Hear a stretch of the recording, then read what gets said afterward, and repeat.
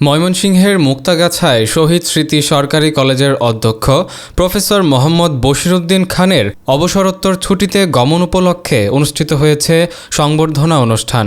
বিস্তারিত জানাচ্ছেন আমাদের প্রতিনিধি। ময়মনসিংহের মুক্তাগাছা উপজেলার ঐতিহ্যবাহী শহীদ স্মৃতি সরকারি কলেজে আয়োজন করা হয় এক আবেগঘন সংবর্ধনা অনুষ্ঠান।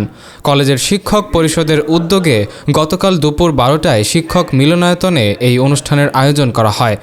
অনুষ্ঠানে সহযোগী অধ্যাপক AKM ফেরদৌসের সঞ্চালনায় এবং উপাধ্যক্ষ প্রফেসর মোহাম্মদ মোস্তাফিজুর রহমানের সভাপতিত্বে প্রধান অতিথি হিসেবে উপস্থিত ছিলেন বিদায়ী অধ্যক্ষ প্রফেসর মোহাম্মদ বশিরউদ্দিন খান।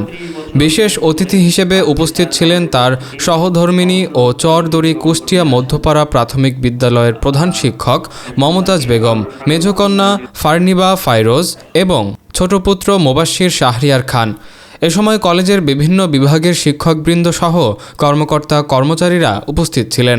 বক্তারা বিদায়ী অধ্যক্ষের দীর্ঘ কর্মজীবন, শিক্ষাক্ষেত্রে অবদান, সততা ও শিক্ষার্থীদের প্রতি তার আন্তরিকতার কথা গভীর শ্রদ্ধার সঙ্গে স্মরণ করেন। দীর্ঘ কর্মজীবন শেষে প্রিয় প্রতিষ্ঠান, সহকর্মী ও শিক্ষার্থীদের কাছ থেকে বিদায় নেওয়ার মুহূর্তটি আমার জন্য অত্যন্ত আবেগঘন। দায়িত্ব পালনের প্রতিটি দিন ছিল শেখা ও শেখানোর এক অনন্য অভিজ্ঞতা। অনুষ্ঠানের শুরুতে বিদায়ী অধ্যক্ষকে ফুলের শুভেচ্ছা, মানপত্র ও সম্মাননার স্মারক প্রদান করা হয়। পাশাপাশি তার কর্মজীবনের ওপর একটি তথ্যচিত্র ভিত্তিক স্লাইড শো প্রদর্শন করা হয়।